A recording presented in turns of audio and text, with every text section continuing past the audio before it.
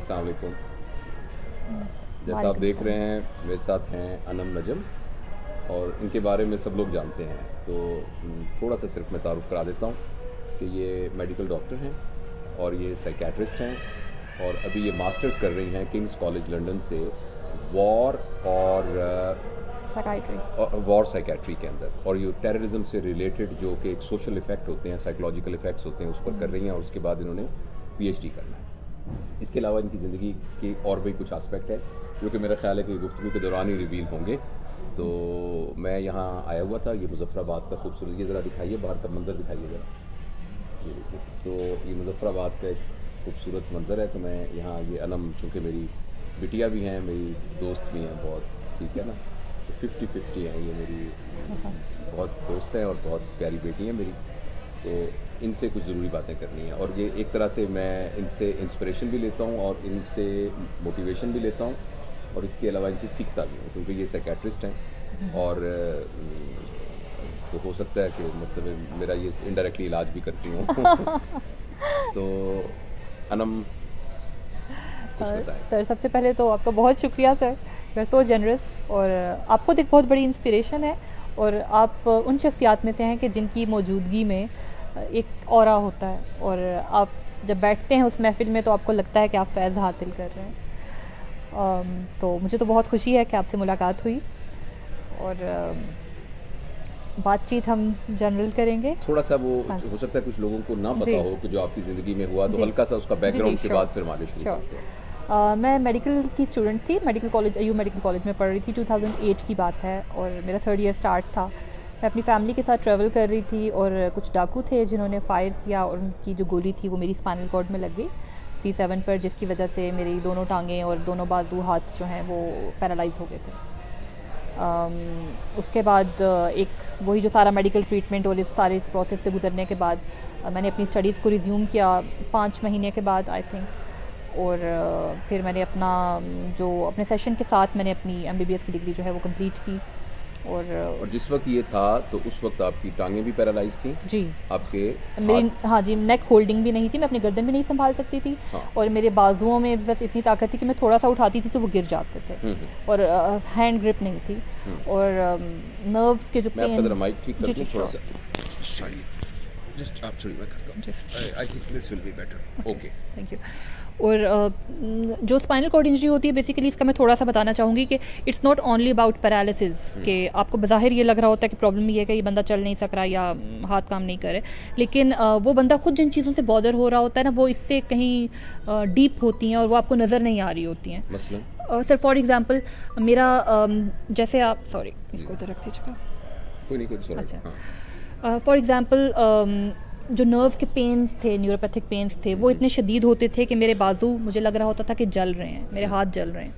और मैं पूरी रात पानी की एक डिश ट्रे रख के उसमें मैं हाथ रख के सोती थी। मैं अपने हाथ को किसी चीज़ से टच नहीं कर सकती थी। कोई भी टच होता था या किसी भी किस्म की कोई भी स्टिमुलस होता था तो वो मुझे शदीद पेन और बर्निंग में फ़ील होता था। और मुझे याद है कि शायद शुरू के बहुत साल मैं रात को सोते हुए भी अपने बेड का जो हेड एंड है उसके साथ अपना बाजू लटका कर सोती थी कि मेरा हाथ किसी चीज़ के साथ टच ना हो जाए। क्लास में जब मैं जाती थी तो मैंने कोल्ड पैक्स रखे होते थे और उनके ऊपर मैं हाथ रख के बैठती थी क्लास के अंदर। फिर क्योंकि इसके साथ जो है ये urinary catheter, spinal cord injury के साथ जो पेशाब का कंट्रोल होता है वो भी ख़त्म हो जाता है, तो कैथेटर की वजह से इन्फेक्शंस रिपीटेड होने और वो बुखार है और इन्फेक्शन चल रहा है और उसी हालत में मैं क्लास में बैठी होती थी। तो वो एक बहुत सी ऐसी चीज़ें थी, बहुत से ऐसे प्रॉब्लम्स थे, कभी डायरिया हो रहा है और बाउल मैनेजमेंट की समझ नहीं आ रही है, तो ब्लड प्रेशर के मसाइल इसके साथ हो जाते हैं अगर आपकी स्पाइनल कॉर्ड इंजरी हाई है। प्लीज़ करिए। अच्छा, हाई स्पाइनल कॉर्ड इंजरी हो तो उसके साथ ब्लड प्रेशर के मसाइल हो जाते हैं कि कभी मेरा ब्लड प्रेशर 40/20 पे चला जाता था और कभी 220 क्रॉस कर जाता था। तो इस किस्म के बहुत से मेडिकल इश्यूज़ थे और हमें लाइक एक आपने ज़िंदगी गुजारी होती है, आपको अपनी बॉडी का पता होता है। अब एक ऐसी बॉडी आपको मिल गई है कि जिसका सिर पैर आपको कोई समझ नहीं आ रहा कि ये हो क्या गया है, ठीक है, और उसके साथ आपको कोई बुकलेट भी नहीं आया इंस्ट्रक्शंस का कि मैं खोल के पढ़ूँ कि इसको यूज़ कैसे करना है। तो वो एक काफ़ी मुश्किल चीज़ थी। उस मौके पर तो एकदम सारा मोराल नीचे चला गया होगा और एकदम डिप्रेशन की फेज चली गई होगी, तो आपने कहाँ से हिम्मत ली और वो ज़रूर बताइए। अच्छा सर, शुरू में जो मेरा टाइम था ना उसमें मैं डिप्रेशन में नहीं गई, और 2-3 चीज़ें थी जो मुझे बहुत हेल्प करती रहीं थ्रू आउट इस सारे टाइम में। और जब मैं डिप्रेशन में गई भी तो ये 2 चीज़ें थी जो कि मुझे बहुत मोटिवेट करती थी। एक इलामा इकबाल का शेर है, बेखतर कूद पड़ा आतिश नमरूद में इश्क, अक्ल है महवे तमाशाए लबे बाम अभी। और दूसरा एक कुरान की आयत है, उसको शायद मैं एग्जैक्टली ट्रांसलेट ना कर पाऊँ, लेकिन उसका मीनिंग कुछ इस तरह से है कि इंसान के लिए वही कुछ है जिसकी उसने कोशिश की। तो जब मैं बहुत ज़्यादा डिस्पेयर में चली जाती थी और मुझे लगता था कि अब कोई रास्ता नहीं है, तो मुझे ये चीज़ होती थी कि इंसान के लिए वही कुछ है जिसकी उसने कोशिश की, कि मैं अगर कोशिश करूंगी तो ये अल्लाह का वादा है, ये अल्लाह अपने किताब में कह रहा है कि इंसान के लिए वही कुछ आपका ईमान पहले इतना मजबूत था या इस वाक़े ने एकदम आपको वो कर दिया? देखें, ये आयत तो हम सबने सुनी हुई है और इलामा इकबाल का तो सबने पढ़ा हुआ है, लेकिन हमें तो थोड़ा सा कोई प्रॉब्लम हो जाता है तो टेंशन हो जाती है बहुत ज़्यादा। मेरी सब स्टेज में, मैं मेडिकल कॉलेज का प्रिंसिपल था ना, मेरी सब स्टेज में मैं फेल हो गई, तो उस पर क्या ख्याल है कि मेरा दिल करता है मैं खुदकुशी कर लूँ, या ये है कि तो ये सारी बात, और छोटी छोटी चीज़ों के ऊपर लोग परेशान हो जाते हैं। तो और एक यंग, आपकी 21 साल उम्र, 21 ईयर्स, तो 21 साल की उम्र में एक लड़की जो कि डॉक्टर बन रही थी, तो एकदम उसकी 1/3 बॉडी रह गई और 2/3 बॉडी उसकी एक अजनबी बॉडी बन गई, लेकिन उसको बोझ के तौर पर साथ कैरी भी करना था। तो लेकिन ये बात मुझे समझ में नहीं आई कि क्या एक आयत और एक शेर पढ़ के एकदम आदमी इतना करेज हासिल कर सकता है? सर देखिए, एक आयत, एक शेर या एक सोच या एक जज्बा, ये मैटर करता है कि वो आपके लिए पहले से कितना मैटर कर रहा है आपकी पर्सनालिटी में। फॉर एग्जांपल अगर इन दोनों चीज़ों की हम बात करें तो इनमें एक स्पिरिचुअल आपको कंटेंट मिलता है। तो आई थिंक कि मेरा जो स्पिरिचुअल क्वेश्चन था वो पहले से बेहतर था।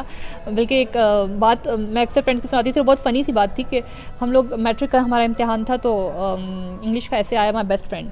तो मैंने सोचा कि अब मैं किसी भी फ्रेंड पर लिखूं तो मैं कितना एक अच्छा ऐसे लिख लूँगी यार पेपर में। फिर मैंने माई बेस्ट फ्रेंड इज़ अल्लाह लिखकर उस ऐसे को किया था। तो वो मैं थोड़ा सा एक हिंट दे रही हूँ कि लाइक मेरे एक स्पिरिचुअल कनेक्शन, एक वो चीज़ चल रही थी कि जो मेरा बेस्ट फ्रेंड है तो उसको मैं ही मिली थी कि मुझे पैरालाइज कर दे। नहीं, ऐसा इस तरह का कोई नहीं ख्याल, रिविलियन ख्याल नहीं आया सिर्फ? नहीं, देखिए उसमें ऐसा था कि बल्कि मेरे इस वाक़े, ये जो मेरी ज़िंदगी में वाक़या पेश आया उससे कुछ दिन पहले मैं अपनी एक फ्रेंड को कह रही थी कि मुझे तो सर में दर्द भी नहीं होता, मुझे तो बुखार भी नहीं होता, मुझे कुछ भी नहीं होता यार। अल्लाह ताला तो कहता है कि वो अपने जिनसे प्यार करता है वो उन पर ये तकलीफ़ें भेजता है, तो मुझे क्यों नहीं होता? इसका मतलब मैं उसको प्यार ही नहीं हूँ।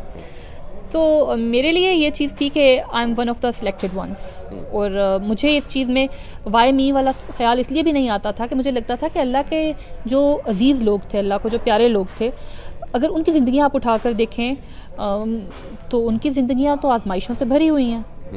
ठीक है, आप किसी नबी से प्यारा कौन होगा अल्लाह को? आप उनकी ज़िंदगियाँ उठा कर देखें, किसी की भी ज़िंदगी बेड ऑफ रोजेज़ नहीं थी। ठीक है, उन्होंने क्या क्या मुश्किलात नहीं देखी हैं। तो मुझे ये था कि ठीक है, as long as he is with me and he loves me, it's okay, it's okay.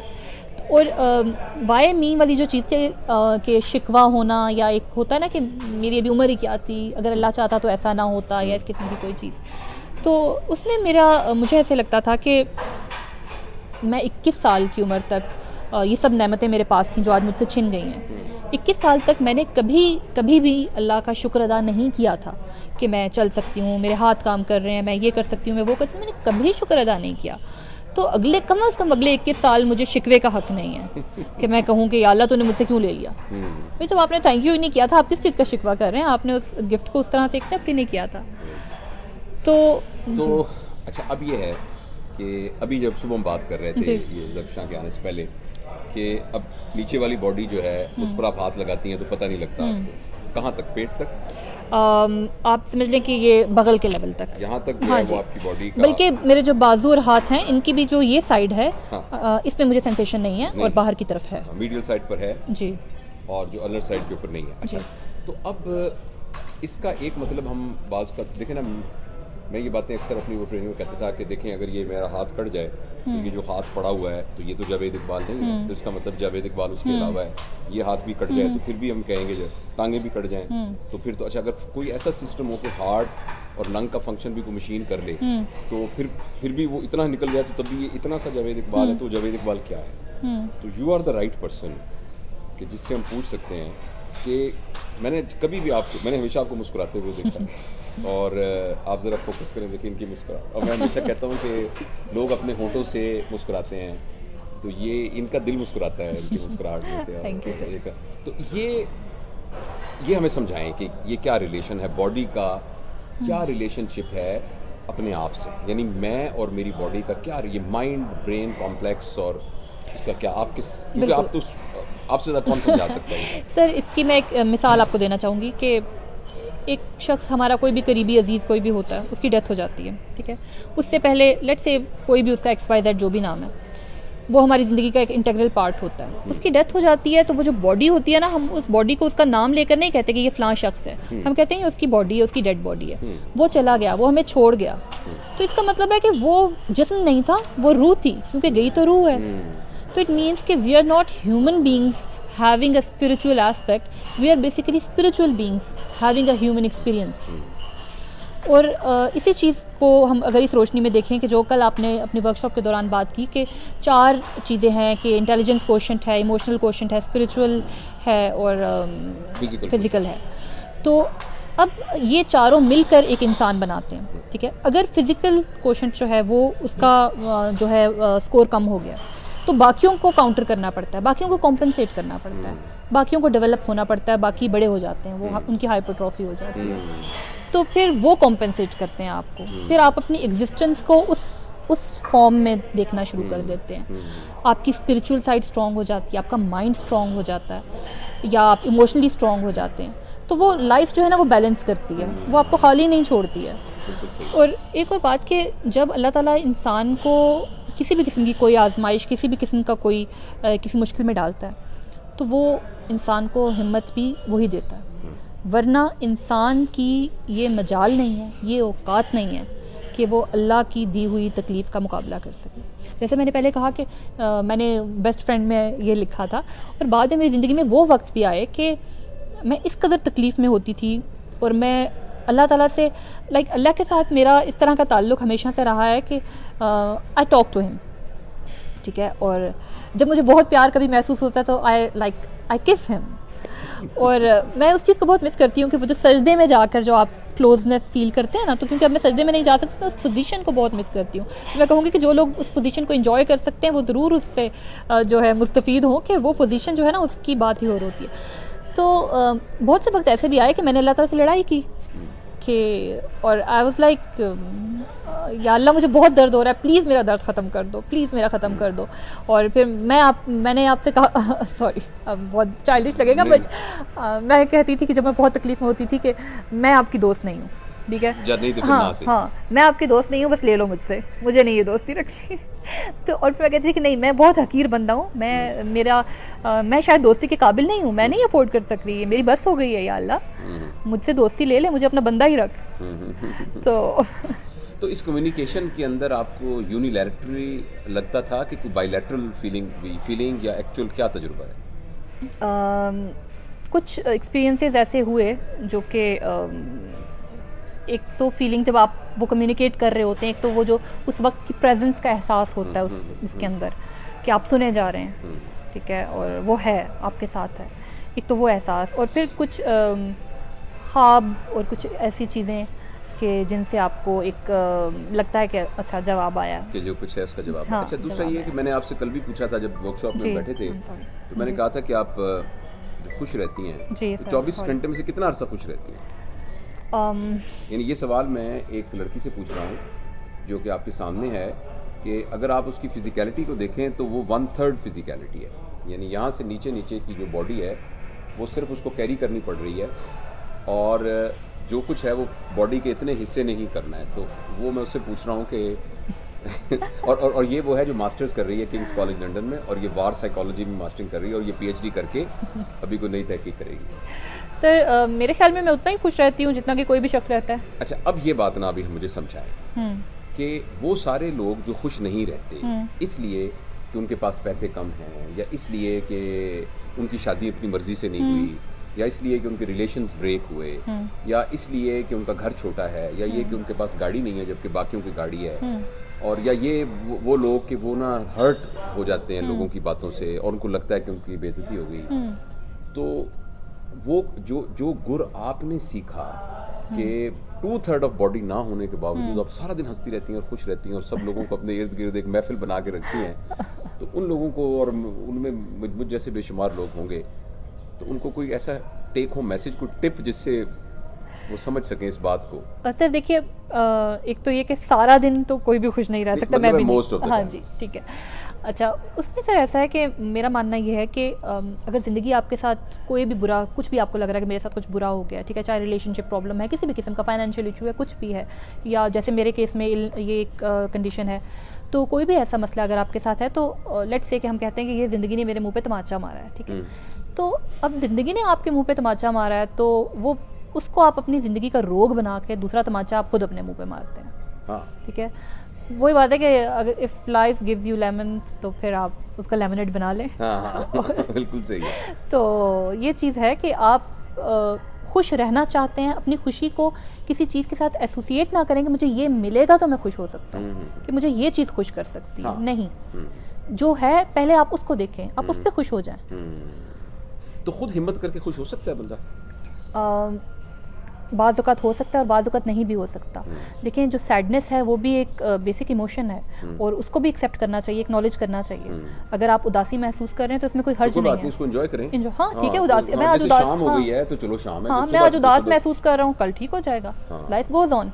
उदासी का मतलब ये नहीं है कि आपकी ज़िंदगी ख़त्म हो गई है, और ज़िंदगी की सबसे खूबसूरत बात यह है कि इट गोज ऑन, कुछ भी हो जाए, काखा ना रहे बंदे का, लेकिन लाइफ गोज ऑन। और ये एक बहुत, अगर सोचा जाए तो एक बहुत पुरुमीदी वाली बात है।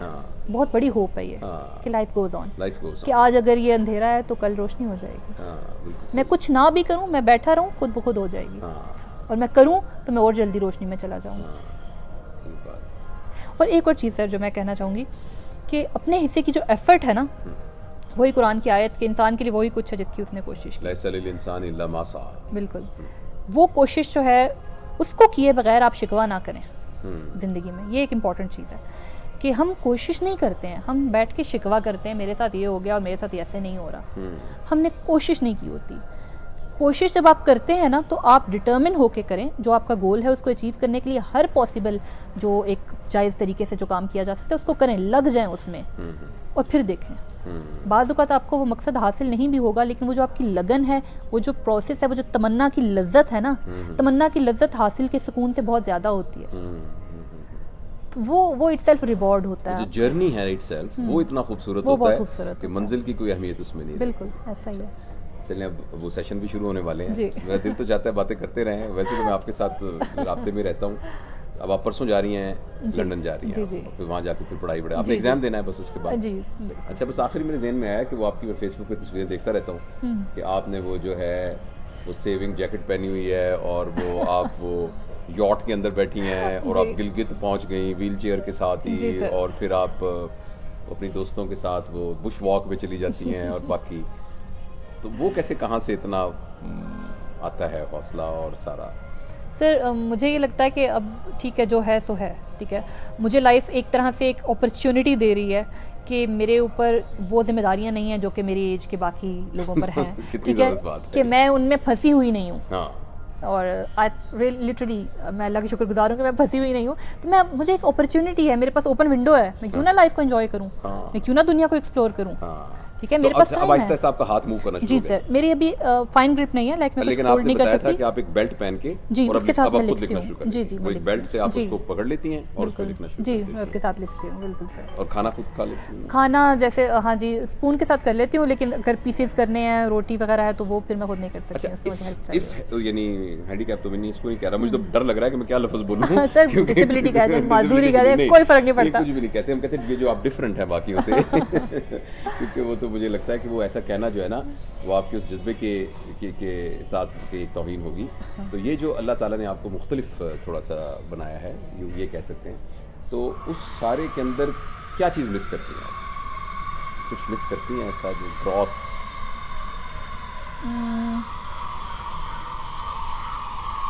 Not really. नहीं।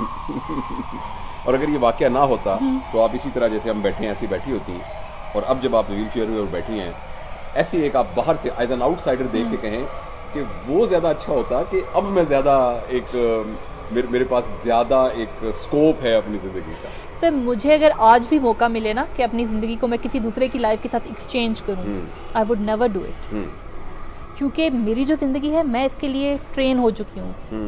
मैंने जो मास्टरी अपनी लाइफ के एक्सपीरियंसेस से हासिल किया, इसका कोई सब्स्टिट्यूट नहीं है, ठीक है। और मेरे लिए बहुत वैल्यूएबल है ये, और I don't want to go back there. देखें, ये अनम जो है ना, ये मैं इसीलिए बार बार कहता हूँ, ये मेरे लिए इंस्पिरेशन है। और आई एम श्योर कि आपने भी सारी गुफ्तगू से बहुत सारी चीज़ें, ऐसा आपका ना पूरा पैराडाइम चेंज हुआ होगा, सोचने का अंदाज़ चेंज हुआ होगा, ज़ाविया निगाह चेंज हुआ होगा। तो वाकई जो ज़िंदगी है ये सबसे बड़ी नेमत है, ये जो हमारे सीने में धड़क रही है और ये जो एक सांसों की शक्ल के अंदर आ रही है। और ये कोई नहीं, बात कर लेंगे हाँ, कोई नहीं, जी जी मैं जा रही हूँ, ठीक है, तुमसे फोन पे ठीक है, ओके ठीक है, थैंक यू। तो ये जो ज़िंदगी हमारे सीने में धड़क रही है और ये सांसों के ज़रिए अंदर जा रही है, यही असल में एक मेन सॉफ्टवेयर है जो कि चला रहा है इस पूरी सारी कायनात को। और ये अल्लाह ताला ने हमें दी है और सबको बराबर दी है। और कुछ अनम जैसे होते हैं कि जिनको उनकी सही समझ में आ जाती है और उसको फिर अपनी ज़िंदगी को बरतने का उनको सलीका आ जाता है। और कुछ हम जैसे होते हैं कि जो कि छोटी छोटी बातों के ऊपर परेशान होके और उस अपॉर्चुनिटी को मिस कर देते हैं जो कि अल्लाह ताला ने ज़िंदगी की शक्ल में हमें दी है। मैंने मेरी बहुत सारी दुआएं आपके लिए, लेकिन आप तो खुद साहिब दुआ हो, अब मैं क्या, मेरी दुआ की क्या हैसियत है, आप खुद हो। और मुझे ज़िंदगी में बहुत खुशी होती है कि you are in my life as a friend, as like a younger sister और लाइक अ डॉटर। तो आप मेरी ज़िंदगी में इस तरह से हो और मैं इस बात को बहुत ही, और अनम बहुत अच्छी शायरा भी। अनम ने मुझे 4 शेर सुनाए थे कल वाले, वो अब सुनाओ, फिर उसके बाद इजाज़त लेते हैं। ठीक है। आलमे कुन में मुजस्सम हूँ बड़ी मुद्दत से, आलमे कुन में मुजस्सम हूँ बड़ी मुद्दत से, खाके बरहम हूँ मगर नम हूँ बड़ी मुद्दत से, खाके बरहम हूँ मगर नम हूँ बड़ी मुद्दत से। तूने तकमील बुते जान से मुंह मोड़ लिया, तूने तकमील बुते जान से मुंह मोड़ लिया, मैं अधूरा हूँ मैं कुछ कम हूँ बड़ी मुद्दत से। वाह वाह, मैं अधूरा हूँ मैं कुछ कम हूँ बड़ी मुद्दत से। हाँ मैं इब्लीस खताकार हूँ मगर देखो, वाह, वो अना थी बड़ा नादम हूँ बड़ी मुद्दत से। और आखिरी शेर है, किस्सा-ए हव्वा व आदम से फ़कत ये जाना, मैं वो भटका हुआ आदम हूँ बड़ी मुद्दत से। ओके, जीते रहो। बहुत बहुत शुक्रिया। ज़ब शाह का भी बहुत शुक्रिया, आपने इतनी देर तक कैमरा पकड़ के रखा। Thank you.